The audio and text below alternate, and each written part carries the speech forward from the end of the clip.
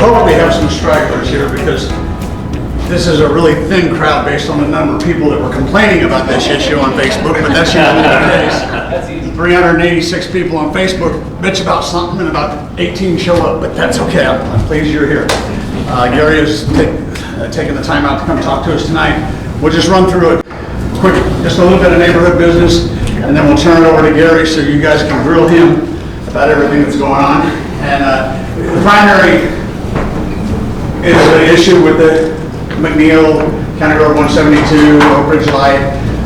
We've talked about it meeting after meeting here, but Gary's going to address it some more on why it is, what it is, and so forth. But with a lot of other issues and things going on. For example, we've got our Big 620 project, and this is my speculation. There is no professional basis in this, no expertise in this at all.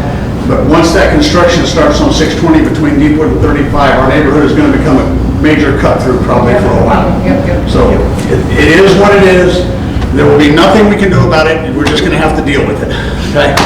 And then when everything opens up again, we'll kind of get back to the norm. So Gary can talk more about all that. So, National Night Out's coming up. We're going to be recruiting some volunteers for National Night Out October 1st Tuesday. First? Is it the first? I think it's the first. Well, it's the first Tuesday in October, so that's our next major thing going on down at the park. So we'll be needing a few volunteers for that. And again, we just ask for just 2 or 3 hours of help that day, setting up, breaking down, cleaning up during the event to watch the different events going on, and a little bit of help the day before, and then putting out signs. Were any of my sign people here that helped with 4th of July? Okay, I got one back there. Thank you. By the way, this guy's been our sign guy and still is until we get everybody to fill in for all the events. But Don, thank you very much. So, any other issues that I can address or answer questions with ahead of time right now before we turn it over to Gary? Anything going on in the neighborhood that you have questions about? Yes, ma'am. What about the golf thing on the... Okay. So, is anybody in here that is on the email that I've been sending back and forth about the disc golf on the Greenbelt? Okay. Okay, so, well, I sent out, I don't mean the questionnaire I sent out about it, or the post I did. This was about, there was an original group of people that wanted to, they still want to, okay? And I've been on vacation for a couple of weeks, so now I have to compile all the responses about that.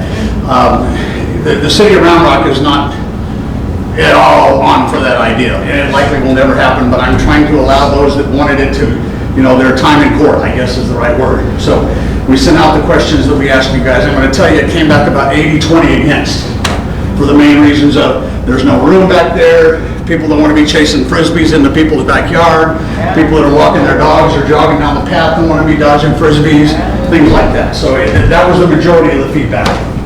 But I'll be compiling those results and sending them to that group, and then we'll go from there.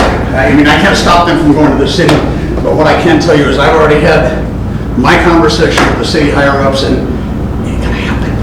Okay, so anyway, they have no interest in it, so because it's not a firm. So, okay, disc golf. Anything else? Oh, come on, you guys are usually a talkative bunch. Yes, sir.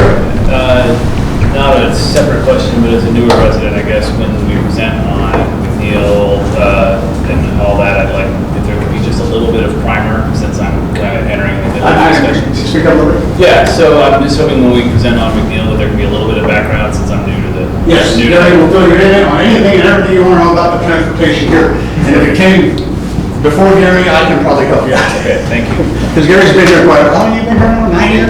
8 years. Okay. Yeah, pretty close. We've been here a while, so. Yes, sir. Is he gonna talk about the quiet zone too? He's not going to talk about the quiet zone. I'll talk about the quiet zones. If you notice, construction has been going on at these. The biggest major piece of this puzzle, correct me if I'm wrong, is the St. Williams intersection, because they have to redo the grade, put a median, do a bunch of stuff at that, and there's going to be a traffic light at St. Williams. What? On McNeil and St. Williams, there's going to be a traffic light there. Wow. So that'll help the people on the Chisholm Valley getting out on the McNeil. Yeah. Okay, so, and If you're worried about people speeding down McNeil, it'll be just one more thing to slow them down. Then they're gonna speed up to the next light, so. But is Union Pacific's doing that work, right? The city's done. It's in Union Pacific's hands, okay? And their motto is, take as long as we can to finish the project.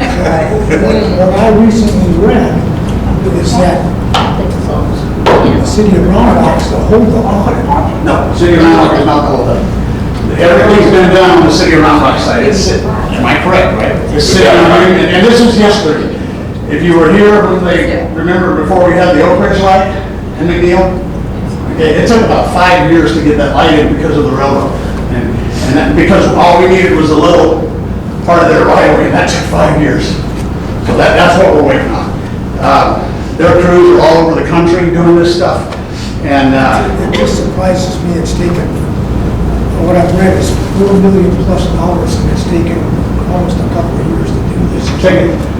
we've really been working on this project about 6 years now, starting from the original money we got contributed by Judge Carter, $500,000 about 6-7 years ago. So this project's been in the pipeline for about 7 years. Now, we're getting close here, but that's all I can tell you is it's sitting. The last I heard was that it should be done in the winter of 2019, and that goes into March. If you think That's that is the current timeline. They're supposed to be here this fall, last I heard, working on it. But the major part of that is the St. Williams intersection, because they got to put a traffic light in there. They have to make some changes to the McNeil intersection, but once that's done, everything else all the way down is already done, right? To Burning, all that's done. So that's the only two areas we're waiting on for the silent crossings. And I'll throw this question, he can answer it later. Why can't they fix that railroad crossing? They came in and they did it, it was nice and level about 2 years ago, and now it's like, Yeah, so I lost. you can address that a little bit. Remember what you just said. I know, Union Pacific, I know, that's the county. See, that's the county, that's not Gary Department, it's county and Union Pacific. So, because the city limits, Maybe we could just take. stop goes to the other side of 172 and runs down 172. It goes around one lot that sits back there. It goes down 172, there's one lot that's in the county. So, it's really weird, yeah. Anyway, so we're watching it, that's all we can do. It's not the city holding it up, it's Union Pacific we're waiting on now for the silent crossings. Okay, anything else? Okay, that being said, Gary, come on up. This is Gary Hutter, he's the Director of Transportation, came to us. Good evening, everybody.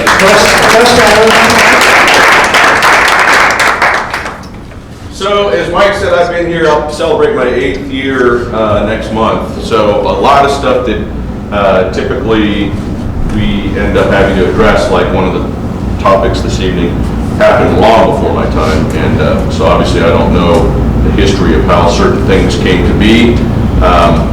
We've spent a lot of my time here making some changes and addressing some long-standing issues and modifications where we can. Let me start, I think probably maybe the best place for me to start is with the Quiet Zone, since there was obviously some discussion there about that. So the Quiet Zone project, 8 years ago when I got here, was one of the first projects on my initial list of stuff to pick up and take forward, because it had been talked about, it had struggled, and so again, that's 8 years that I've been working on it. The Union Pacific, most folks don't realize this, Union Pacific Railroad by federal law is autonomous. They're very powerful. They're as powerful, if not more so, than a state in the eyes of the federal government. So because they have, and wield, all railroads that way, because they wield that kind of authority and that power, they are, it's difficult for them to be responsible and responsive to anybody. And so they enjoy that level of autonomy in how they go about conducting business. So, you know, I would argue that I think we have as good a relationship with the railroad as anybody in the region, certainly any other relationship that we have with any of the other agencies, but they are the railroad and they do things on their own time and at their own pace. I'll give you a quick example. The 620 project that we've been working on, again, for the entirety of my time here, which means plan development, that as we go through with plan development, the plans keep getting passed off. We sign off, county signs off, TxDOT signs off, the railroad signs off. Railroad's been involved in that process all the way through the plan development. TxDOT's ready to bid the project next month, and 3 weeks ago, we got a letter from somebody in our chain of command at the railroad that says they don't know anything about this project, and why haven't we let them know about it? So, you know, we obviously can respond to that. We copy and send reams and reams and reams of emails over the course of the last 8 years, and copies of plan review where they've had people in their employees signing off on all the plans, making comments and notes that we responded to. So that gets them right back on track, but that just gives you some idea of, they just don't have any interest in cooperating. They don't have to, they're not required to, and they don't have to answer to anybody. On the quiet zone particularly, one of their challenges there is they don't like, the railroad is all about liability. They're always trying to mitigate their liability, obviously. And so they like crossings to go away. It is almost impossible to get a new crossing across a rail line in today's world. And if you in fact go to them and desire a new crossing, because there is a level that they have to be sensitive to economic development for local communities. They do have some obligation there. If you go to them and you want a crossing, typically they want you to, at very least, exchange one, give one up for one somewhere on the rail line that's in your region, or they'll start off by asking for multiples. They want you to aggregate several crossings into your new one crossing that you want. So that's their issue with the quiet zone. Their liability goes up when the trains stop blowing the horns, and they don't like that. They can't do much about it because it's one of the mandates that they have to be sensitive to from a community standpoint, but they can deliberately then slow walk it and drag their feet because they just obviously don't want to do anything to hurry up and encourage that additional liability. So that's really what kind of drives them in this case. The Quiet Zone project, from the time we started it, we split it into two pieces. We put a phase one and a phase two. Phase one was, the intent phase one was that we could get it done quicker because phase two on the east side of town is now being held up by the Kalahari project, and we didn't want everything to be held up. So we broke it into two pieces. As it turns out, it looks now as though maybe phase two is going to be completed before phase one. But again, that's something that we can't control. It's just out of our control. So they have done all the required work at Burnett. It's complete and functioning as far as crossings. They've got the new crossings in at St. Williams, but there's what we call geometric or road modifications that need to be done. That crossing needs to be widened some. There's going to be I believe a small median in there that keeps people from crossing over. As Mike said, McNeil's going to get widened there with a left turn lane and a signal. So there's some things that have to be done yet in order for it to be complete. And then there's a little bit of work at 172 as well that has to be done. And then after all that work is done, all it does is simply give us the right to do what they call make an application for a quiet zone. Understand what I just said. We spend all the money, we do all the work that they've guided us, they're the ones that have told us what to do, and then we make an application for a quiet zone, and they can arbitrarily say, application denied. That typically isn't their MO, so I don't want to startle everybody. But again, up until the time it's done, over and done with, and we have been successful, the community just needs to understand it is entirely in UP's hands and control as to how this goes forward. So, as far as the dollars that you talked about, nowhere near $4 million.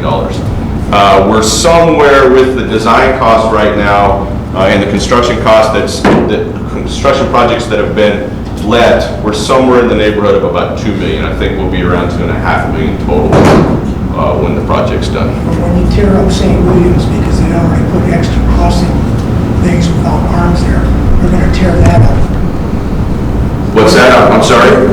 At St. Williams, the crossing at St. Williams, they already have extra signals put up without the arms.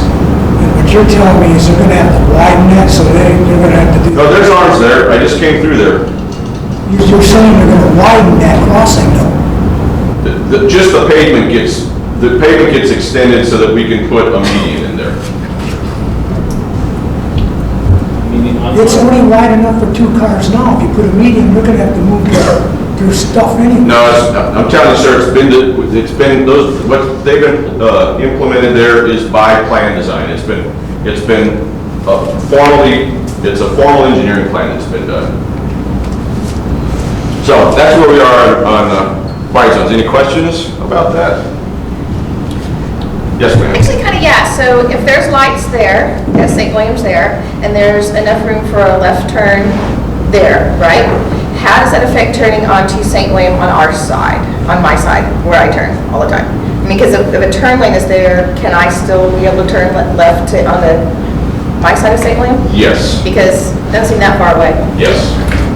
Yeah, I want to clarify, I said St. Williams, I'm talking about St. Williams on the Chisholm Trail side. Right. So I'm asking, so now I'm asking what happens to Okay. the St. Williams on our side, because if there's a big left turn lane there for people to be able to go across the tracks, then it's hard for me now to be able to turn left in. Yes.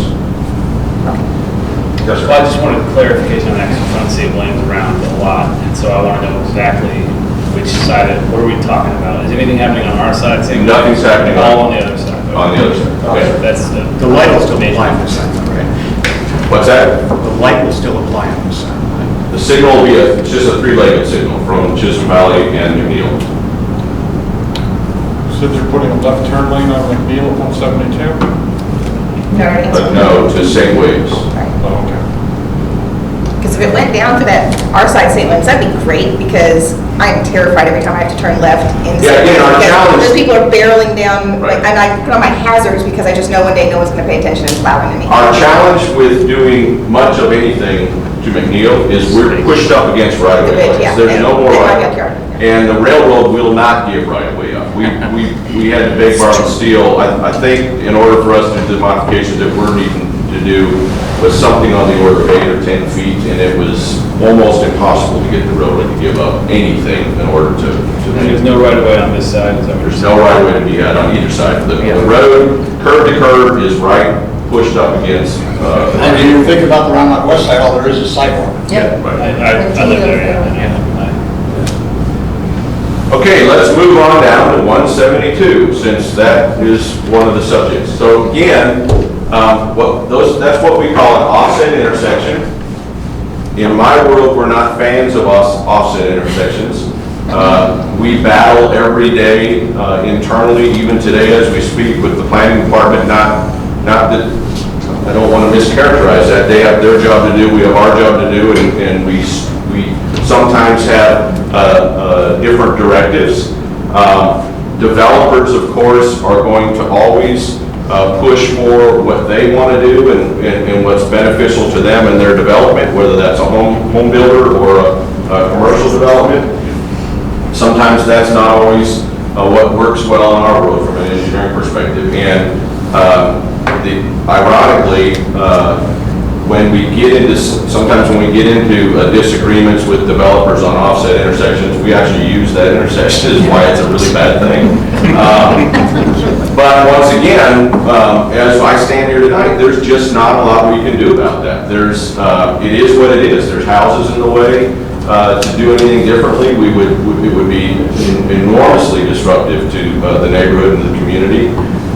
We have had, going back 4 or 5 years, my assistant director at the time, he's no longer with me, but he and I struggled really badly to figure out if there was an opportunity, and we actually came up with a concept where we would go back down south on County Road 172 a ways and actually bend County Road 172 to the west to line up with Oak Ridge. And kind of started chasing that concept down the path a little ways. Didn't get a lot of favorable response out of the property owners there that would have to cooperate with that. Got a really poor reception from the railroad. Yeah. And so we kind of chased it for a while. It obviously became, there was some commercial some pushback from some of the commercial operations along County Road 172 as far as being off the road then from a revenue standpoint. So So it just didn't ever go anywhere. That's about the only thing that we can see that might have some opportunity in the future to get some legs. There was a commercial development that kind of briefly came through, and again, Mike's correct, that's all county, so we work closely with the county, but the county doesn't have near the opportunity to control construction and development and so forth that cities do. So, but there was a project that was kind of sniffing around a couple years ago to the west that they would have wanted to be annexed into the city. And when we started working on that a little bit, that was one of the discussions we immediately brought up with the developer is, in the process of your development, we would like to look at realigning County Road 172. And they were favorable to that, at least, again, very premature, very early discussions. But then the development went away. It never has come forward and gelled. So we'll continue to look at it. About the only thing we can do, in my world, the only thing I can do is try to make sure the signals are as well coordinated as they can, and that doesn't, there's not a lot of room. I mean, it's very difficult to coordinate offset signals like that. Most of the social media stuff that I saw that was being shared back and forth with your community really spoke to what I would say are illegal acts. I mean, they're poor user decisions, speeding and running the red lights and things like that. I don't do enforcement in my world. That's all police department. And there's not a lot, oftentimes, when folks get frustrated with things that are happening, especially traffic related, that are in fact illegal, citable, and they're frustrated that we can't seem to get a handle on it, everybody kind of starts looking at us to fix it, to bring an engineering solution to the table. And most often, we just don't have engineering fixes for, I can't design something to make somebody make a better decision. It's just very, very difficult in our world, so, yes. I think the problem though is that, yes, it's illegal, but sometimes you can have something that's so user unfriendly that it kind of almost drives people to that. So today, I was at that intersection today, going towards the quarry, and we stopped and waited at the red light at 172. Waited. Turns green. Yellow, haha, stop now. Okay, I stopped, I'm a good person. The guy next to me blew through it, and I didn't almost kind of blame him. It's like having a stop sign at everybody's driveway. At some point you go, holy crap, you cannot make us do this. So, what I'm saying is, I can understand all the railroad stuff like that, but it cannot be that hard to wire the lights so that this red and this is red at the same time. And then they're both green at the same time. It's when the one's red and one's green right there. It's why you're missing it psychologically, because you see the green ahead, but the red is right here. It's just, it's badly set up for failure is the problem. And yes, it's legal, people, but it's badly set up to. The challenge with it, again, with an offset intersection is to sit and describe it the way you did. It sounds very easy. Right. It's not that easy. Well, because we have to have green lights for the legs that are feeding it. Right, I understand. And when they feed into a red light and then stop, they get backed up. well, then my So question is, our- how many deaths before it becomes a little bit more? I'm just telling you, it's not a sick. I didn't say it was easy, but it's also not easy to pull your child out of a wrecked car. I understand that. What I'm saying to you is the solutions in my control are very, very few. And signal timing, the signals are coordinated, we do it all the time. I've just asked my staff to have another engineering content, and when we have the engineering folks come out and go through that process again, it's not cheap, it's tens of thousands of dollars for them to do that. I'm not complaining, that's what we're stuck with, but the solution to emotional issues, and it's an emotional issue, sometimes sounds better than it legitimately is. It's just not that easy. It's not as easy as what you just described. I'm not trying to be argumentative. Just saying, I have kids and I have emotional challenges too with the way folks function in traffic. And sometimes the fix that we desire, in fact, isn't really a fix or isn't possible. And I want you all to know that we get it. We don't like the intersection at all either. That we spend an inordinate amount of time dealing with it, not only from technical perspective, but also this kind of stuff. It's a subject that we spend a lot of time communicating with people on, much more so than many other things around town. So. Yes, sir. Are those lights interconnected? Yes, they're Is that sequenced. new? What's that? Or is that new? No, You said they're sequenced, but are they interconnected? My understanding is every time the damn train causes the first light to flip out, they get out of sequence. no, that is true, and that's something I can't control. You're telling me it's technically impossible to connect those two lights to keep them in sequence? I find that incredible to believe in this I thing. mean, one of the problems is it's so close together anyway. No, you're not, They get back in sequence. you're not understanding what I'm saying. I'm not saying that it's impossible to put in sequence. I'm saying the way she described the greens working doesn't work for the cross traffic. We can't feed cross traffic onto McNeil and then stop them at red lights where they'll back up on the railroad tracks. I can't do that. That's a huge liability. We have, the lights have to be sequenced in a way that they hold the least amount of traffic in between the two signals, the least amount of volume in between the two signals. It is a challenge because the railroad has what's called preemption. When the train comes, it triggers the 172 light. Again, nothing I can do about that. That doesn't change the control of the other signal. They are not linked in that way, and they can't be linked in that way. Why not? So then, because the traffic engineering won't allow that to be the case. The two signals can't communicate in that way. So then we have to wait for the 172 signal to cycle through and catch back up again. Yes, sir. I don't know if you looked at the police department, I'm sure they have records of all the wrecks there. Are they occurring on Oak Ridge or on 172? I don't know the answer to that. My assumption, and maybe you can ask them to tell you that, is they're happening on 172 for just what she described.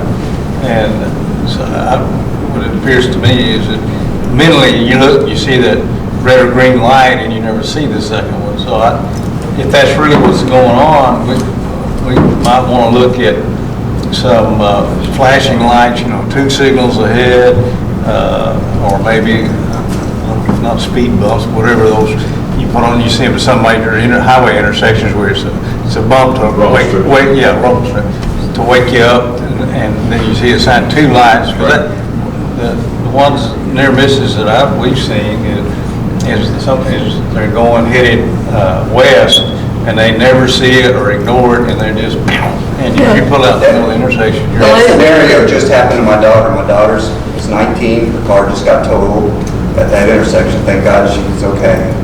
But the interesting thing, the guy that ran the red light, he's a middle-aged man, he's got a son at Baylor, he's not a dumb kid, running red lights, and he's like, I saw green. He goes, this is crazy. He goes, why aren't these? So what you just said, it wasn't a near miss, her car was totaled a couple weeks ago. And we see it all the time. Now, I mean, anybody who lives in the neighborhood, you got to count 2-3 seconds before you pull out, and you got to say a prayer before you pull out, even waiting a couple seconds. So I've seen near misses, and I've seen a total car in my family. Well, again, we've got an engineering, professional engineering contract underway right now to do an analysis. Once again, it'll be the multiple time in the time that I've been here that we've done it, and try to give us some additional guidance. Why, in the past, have they not opted for some type of a warning system? Like you see it all the time. In Austin, in particular, there'll be intersections where there's a flashing light warning that there's a signal ahead. Why have they not opted for that in the past? I don't know. And another point, because that intersection is so weird, I've noticed it's really hard for police to patrol it. Have they said anything to you about that? I have not heard that. Yeah, it's real hard I just see it. There's no place to be. I noticed a motorcycle cop on the sidewalk. It's real hard to see if people are running red lights. Speeding you could catch further up, or in either direction, but that little intersection, it's hard to catch people running lights, Yeah. I would think. No, I had not heard that actually. I haven't even heard that from PD folks that we've talked to. And who puts up the signs that monitor your speed limit? We do. Okay. Yeah, feedback. Yes, sir. Gary, so let me ask you a question. So along the line, so we're going to assume that by a long shot, the line lion's share of accidents at that intersection are because of people running a red light. Yes. Okay? And if in the case, like Greg mentioned, not Greg, Brad mentioned is, big guy who see it. Okay, and I've been looking around and I've seen intersections where they have, like, put bigger, brighter lights with flashing red lights around them, where it might make the intersection more visible, from both directions and stuff. Is that something we could look into? Yeah, I think, Becky's point is very similar, and John, that is there something that we can do to give additional warning or Let me tie those up or whatever, I don't know. Let me tie it on that a little bit. We're going to assume that the lion's share of those are people running red light. Now let's assume that the lion's share of the people that are running the red light are the case that he was talking about, not because someone's just trying to run it or texting or whatever. Let's just assume that the lion's share are people that just confused by the intersection, don't see it. It would be really, and there's no way to tell. Right. There's no way to gather that data, but I just think if we could really look into this, I've seen, we were in El Paso this week, a couple weeks ago, and it's on this little country road, there's a stop sign. It had LED lights on it that you could see 2 miles away. I'm telling you, it's just flashing. We have some of those. And we have some of those here, so if there's somewhere we could have the engineers look into, just really brightening up that intersection and those lights, I think we might see maybe some change. Because people will see the light in the car. Yeah, I think the challenge certainly with that kind of an intersection is, there's always ways we can spend more money. There's also many times where we spend a lot of money and we don't get a different result. And the reason we don't get a different result is because people are making poor decisions. And I'm not excusing the gentleman that ran into your daughter. I'm sure that that's the case at times. That might be a case where, But most of what I've seen and most of what information I've gotten from the police department is clearly poor decision making. Right, but I've noticed that too. When I come from the quarry, I can see the 172 light really bright. That other one at 172 fades into something. It's like maybe the building or something like that. I could see the green light of 172, and I could not see the red light well. It didn't stand out. It didn't stick out to me. Wow, this is why people are running. I saw that myself, and I was doing poor decision. I was looking for it. I could see the green at 172. I could not see the red at Oak Ridge. Yeah, It didn't register. I'll make sure that in their analysis that they're doing, that they're looking I at don't know if it was something. bright enough or what, I just realized it blended in from the quarry side, not from the other side, but from the quarry side, that thing blends in somehow. Okay. What about a third light that I've seen before that they put on the corner of the arm? So you got the two that line up with the other two, but there's a third one that sticks up. If it's out of the way, it's noticeable because it wouldn't be light up. Typically the application of those are two things, where it's elevated and so you're coming off of an elevated surface and so it's high where the traffic can see it because they can't see the standard regular cigarette, or around curves. So if you're coming around a curve and you can't see the standard arm, it's off to the side. you have a deep wood 620. Right. I don't know if that concept would work here. Again, something I can certainly have them look at and see if that would give us some additional. When I first moved here, I was coming out, going towards Round Rock, same thing. I was going through the country road, County Road 172. It was red, I didn't see red, but I saw that other light triggered green. It was almost like an optical illusion, and I just went through and and I had to dodge a few people and wait. It's the last time I did it, but it was just, you see green, you're driving, good driver, great record, and you just go. And so something has to, now I know, but something has to warn you, and that's that light over there, not this light. That's exactly what And this that's what guy happens. said. Yep. And experience. I don't intend to be sounding as though I'm disagreeing with you. I get all of this. Two things. This is exactly why we don't like offset intersections. They just don't function. Your brain doesn't function well with an offset intersection, especially signalized. And secondly, the railroad preemption on 172 is an additional cog in the wheel of the problem here that we just don't have any control over. So It just makes it's just another layer that makes it that much more difficult for us to figure out a solution that has real merit. So when are they supposed to come in and do the engineering report? It'll be, these, we issue these all the time for various different things. Typically, they're around schools or school zones, but they'll do an assessment in probably 90 days and then take another 30 or 45 days to write a report and so forth. So about 6 months usually. Do we have a ton of these offset intersections in Round Rock, or is this one of the few? Very few.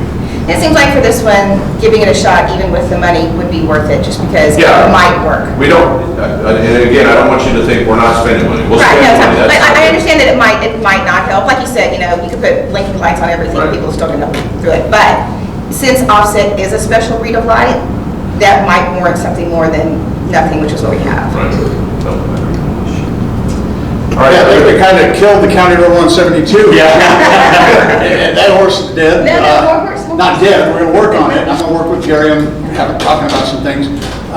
Yes, ma'am. I just have one comment about the McNeil 172 and all that.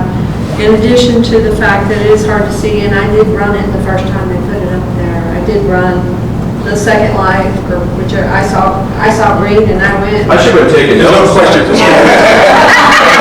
I did. Yeah, it's But- confusing. And it scared the heck out of me. Statute of limitations. But what I want to say is there are so many big trucks going up and down McNeil. We're going to have a serious accident. We've already had. There's nothing we can do about that. I know, but, I mean, are we not able to expedite the process? Expedite what process? This engineering study? Well, Come up with- again, but nothing, we can't change the configuration of the No, intersection. I'm We're talking, talking to working the on it. man, can we expedite whatever the engineering process? We We're got gonna be a working lot on of variables here that are extremely dangerous. We are fortunate that, I'm not saying you're fortunate that we had accidents, don't get me wrong. I'm saying we're fortunate that we've had no Pope rock trucks running into a smart car or things like that up and down the But I It's not understand good. that. Not that it couldn't happen, But I'm just saying we've been blessed and keep praying that doesn't happen. But I'll continue to talk with Gary on possible If things we we can might be able to do. expedite that. It's never going to be a perfect world, understand? No, but let's do something.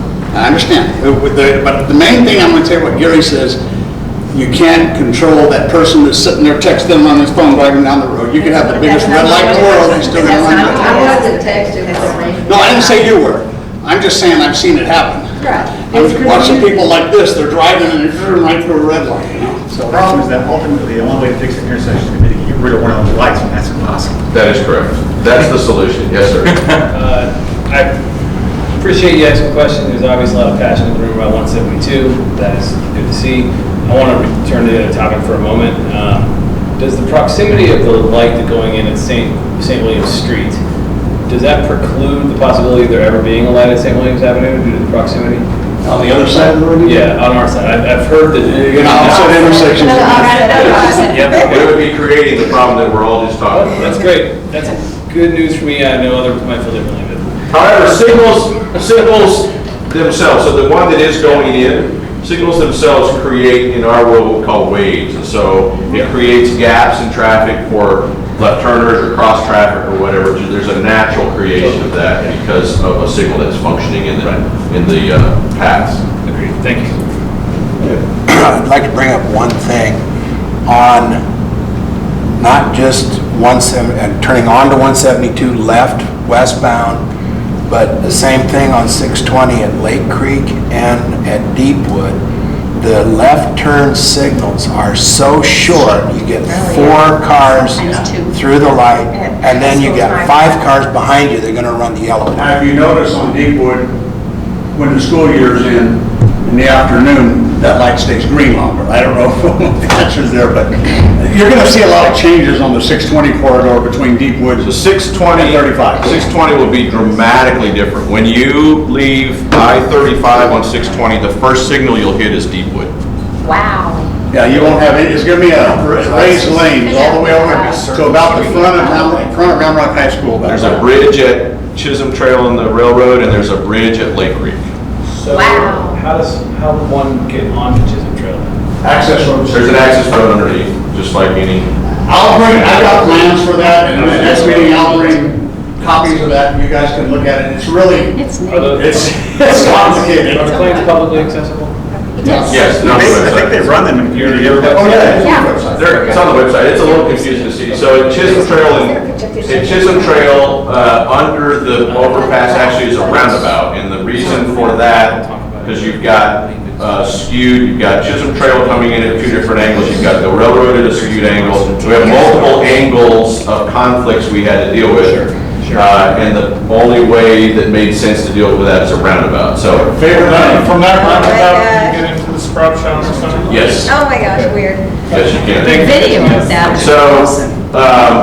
So that will function, and the good news there is, what all the traffic counts as we were putting that project together, about 80% of the traffic through that corridor isn't accessing that intersection anyway. So it's a very limited number of traffic that's gonna now be still trying to utilize Chisholm Trail or into the retail. What you're gonna see is Still have a lot east. of people coming from Sam Bass corridor to get to the high school in the morning. That's going to be the main. They'll have an access road to do that. Yes. They'll be able to turn it like three. Yeah, so when it's completed, it'll function as a freeway section. There will be, in essence, frontage roads that will serve the businesses, and then the main lanes will be controlled access. So we're You're already already seeing the start of that. If you're coming eastbound on 620 to Deepwood, you have a right turn lane right now, but you notice there's another lane there.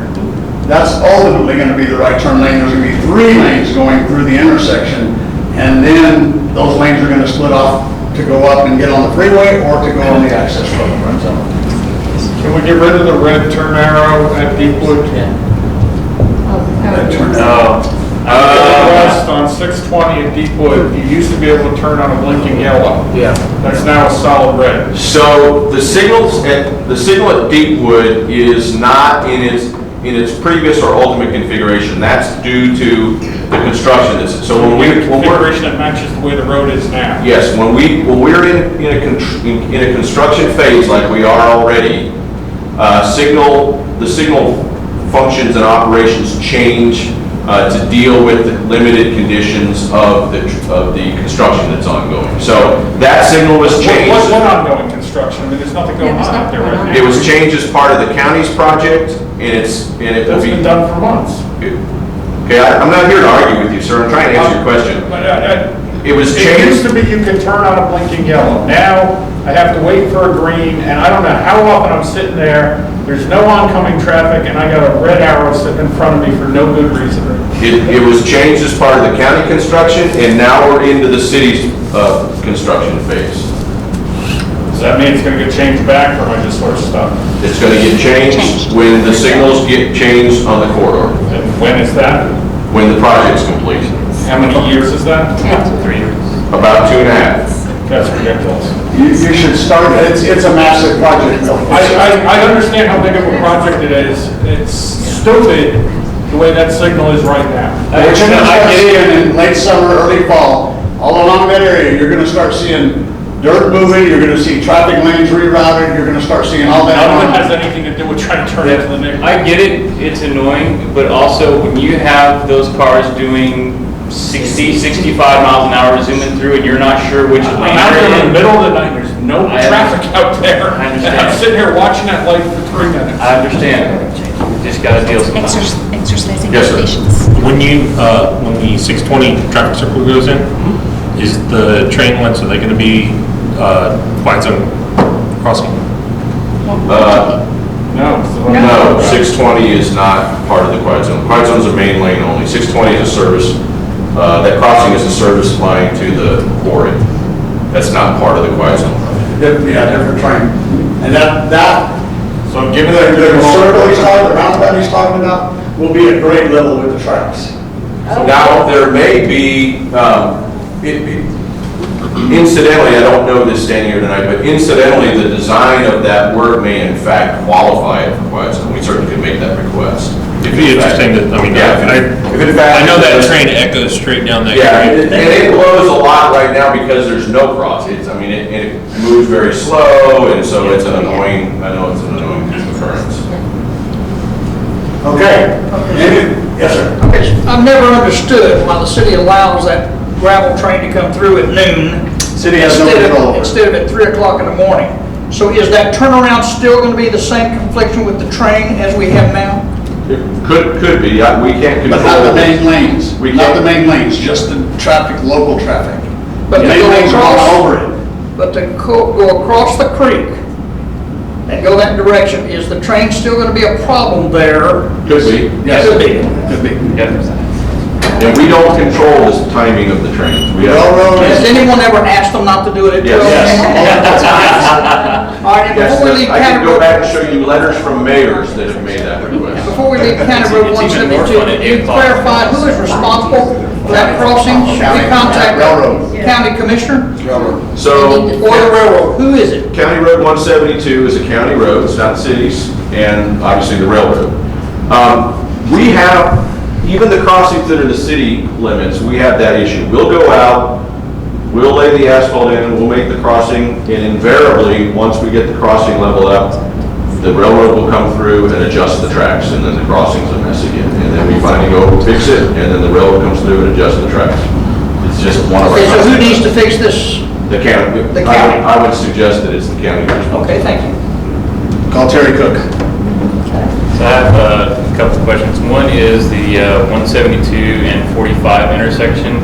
I know that when you are, if you're turning left from 172 onto either of the access roads. Not his problem. That there's a, okay, that we can't get that, so who do we need to? I know, as a you're county? talking about sitting there waiting and waiting and So, waiting. yeah, as far as having a blinking yellow light for that, so that's county? Textile. It's textile. I know exactly what you're talking So about. the other one is, I'll tell you about it every time we go through there. Lake Creek and 620, for whatever reason, so, eastbound, 620 at Lake Creek, for whatever reason, there's automatically a blinking yellow light that starts on the eastbound side, where there's usually like no one there, and the westbound traffic is just sitting. Is that something Left that's turn, we're talking left turn arrows? Yes, the blinking left turn for eastbound 620 toward I-35, going into that little strip mall. Like, is there a reason that that's automatically a blinking yellow and there's not a sensor there?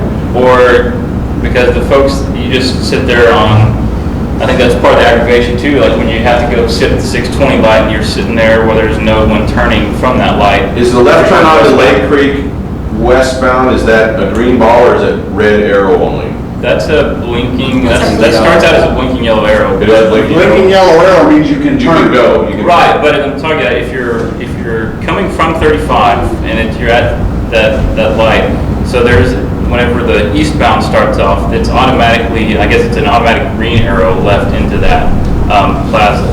Is there a reason for that? Or can we turn that into a blinking yellow so that the westbound traffic can go ahead and move when the eastbound traffic does? It's just a it's just a signal in the cycle to give it a left turn, to give it a protected left. Okay. A green arrow. That light was just, coming that direction, that left turn was just recently put in, probably in the last couple of years, because we moved that driveway, we squared that intersection. That was an offset intersection that we fixed. Kind of in anticipation of the 620 project, but I have the signal guys look at that and see how the lefts are functioning. Let's see if I can get one more Oak Ridge and McNeil. I'm sorry, McNeil question. Exiting, going south, or south Oak Ridge, turning on to McNeil, trying to get on 172 to head south. I heard you talk about during the school year, the light cycle's longer to get out and take the left and head, east for that short jog. Is there any way at the time to ever turn that, I can address this for you, Gary, because I'm stuck in the middle of this. The challenge you have there is, like he said, you can't stop traffic up in the intersection. But and there's only so much room to get over into that lane. But let me go and say, can at certain points in time, like I've seen certain intersections, that could be right turn only from 4 to 6 in the afternoon. He's talking about right turn on McNeil. Yeah, which would get the traffic off of McNeil onto 172. In our world, the challenge you have when you go to temporary conditions like that is, we've heard all the discussion in here about people running the red light, and we create an opportunity for that to happen. How many times have you been It's a false southbound? sense of security. How many times have you been southbound access road on I-35 at McNeil? In the right lane, want to turn right, you're 8 cars back, and the guy in front's sitting there waiting for the light to turn green so he can go straight. Yeah. I wish I could. Yeah. Yep. I mean, unfortunately, there are a lot of things I wish I could do that I'd like to do that just aren't options. And whenever we create a condition that's temporary for portions of the day and different the rest of the time, that just creates an opportunity for mistakes. I don't know, I've seen it work in Austin, so that's. I've seen it fail horribly in Austin too. Yeah, I mean, even both, but if you're, the same people are the same drivers all the time, and it seems to be getting much worse with every day. I wish we could make it a perfect world and everything would work perfectly, we just try our best. Yes, sir. Different intersection underneath the Bat Bridge. Yeah. 620 and the southbound access road off the interstate. Okay. There is a sign up there that says, "Do not block that previous intersection." And that means absolutely nothing. That's text dot, that's nothing. Is that right? That's text dot. And what really needs to happen at that intersection? They need to have is flashing some lights. street markings or something as they don't. Well, some flashing lights up there. We're getting rid of the street light. Again, we can go on for days and days about traffic issues. What I can tell you is, I communicate with Gary probably at least once a week, we can say about something or another. So if you guys have questions that come up or something that pops up, let me know, and I'll pass it along, and you'll get it in the hands of the people that can take care of it. And I can tell you, and there's people that will complain about the city of Round Rock, but they were responsive. Where's Greg? Oh, there you are, Greg. We had a tree over the creek. I mean, it was blocking the creek, potential.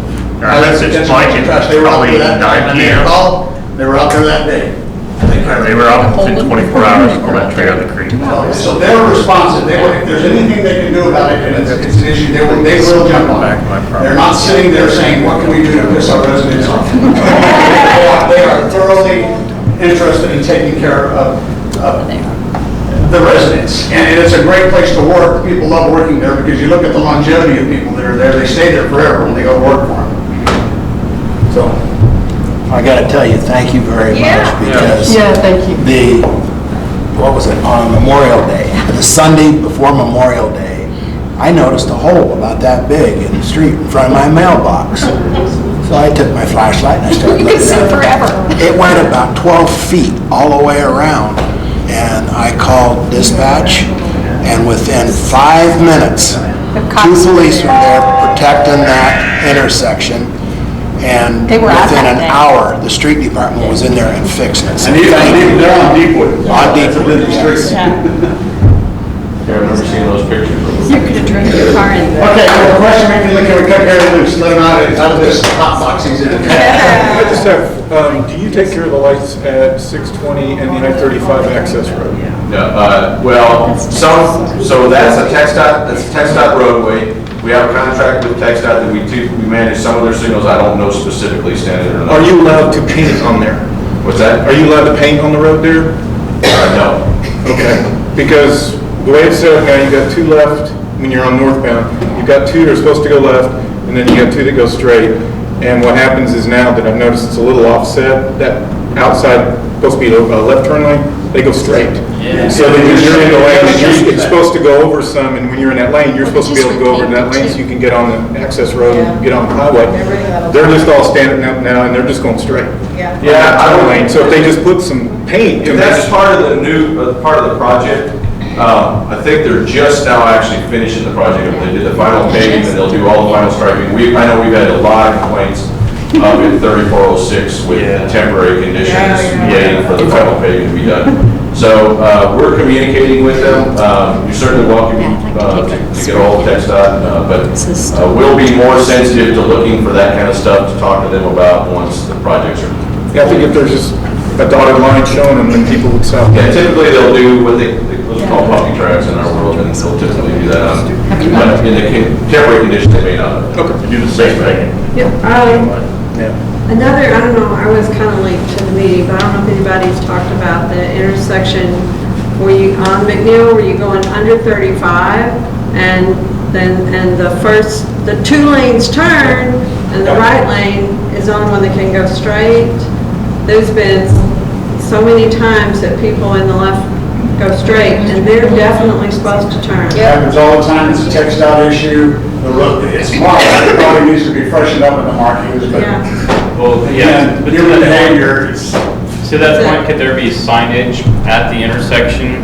Instead of when And you're like in. on McNeil, could there be signage that says, left turn only, left straight, and then right turn only? Could there be some kind of signage? On McNeil, like, as You you're. can't do it on the southbound frontage road. because Because it would be suggesting to somebody they could turn north on the southbound frontage road.